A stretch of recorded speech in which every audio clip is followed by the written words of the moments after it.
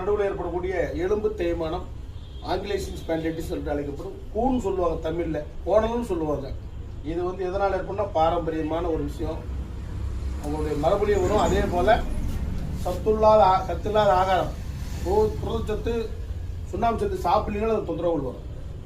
இதுக்கு இந்த மாதிரி ஸ்பைனல் பிரஷர்னு சொல்லி வாங்கி போட்டு கொஞ்ச நாள்ல சரி பண்ணிக்கலாம். எந்த விதமான நவீன அறுவை சிகிச்சை தேவையில்லை. அவசர காலகட்டத்தில் நம்ம வைத்தியம் கட்ட வண்டியில ஊருக்கு போற மாதிரி தான். இன்னைக்கு புல்லட் ட்ரெயின்ல போற மாதிரி இல்லை, வந்தே பாரத்தில் போற மாதிரி போறாங்க. நவீன அறுவை சிகிச்சை ஆபரேஷன் பண்ணி படுத்துக்கிறாங்க.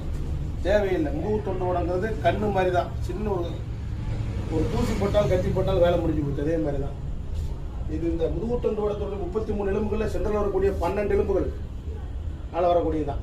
சளி இருமெல்லாம் இருக்குங்களா, உடம்பு இழைக்குதா? உடம்பு எத்தனை நாள், எவ்வளோ நாள், எத்தனை நாள் அழிச்சு போச்சுங்க? இதெல்லாம் சரியாக போய்க்கும். இது உருளை தொண்டம் அங்கப்புறத்தில் செய்யலாம். மணல் மூட்டை வச்சு சரியாக போயிடும். இது மாதிரி ஸ்பைனல் ப்ரெஸ் வாங்கி போட்டுக்கிட்டா போதும். யாருமே சொல்ல மாட்டாங்க, புரிஞ்சுங்களா? போட்டுக்கிட்டா போதும். மறுபடியும் தங்களுடைய வேலையை செய்யலாம். நம்மள்ட்ட பொறுமையாக வந்தால் வைத்தியம் பண்ணிக்கலாம். இது முதுகு தொண்டோட போலக்கூடிய ஸ்பைனல் கார்டில் வரக்கூடிய பிரச்சனை. திரும்ப இல்லைங்க, காலம் முன்னாடி வந்துடும். இதாயிரும். கழுத்து வலி இருக்கா? அதுக்கு ஒரு பெல்ட் வாங்கி போட்டுங்க, புரிஞ்சுங்களா? வேற எதுவும் பண்ண வேண்டாம். அது சாப்பிட்டாலும் ஒரு பெல்ட் ஒன்று வாங்கி போயிட்டா போதும். ஒரு வைத்தியசாலையில் முதுகு தொண்டோடத்தில் ஏற்படக்கூடிய பிரச்சனைகளுக்கு வைத்தியம் பார்க்க காலை 5 மணிலேருந்து ஒரு 12 மணி. நாமக்கல் மாவட்டம் பள்ளிப்பாளையம் ஈரோடு அருகே.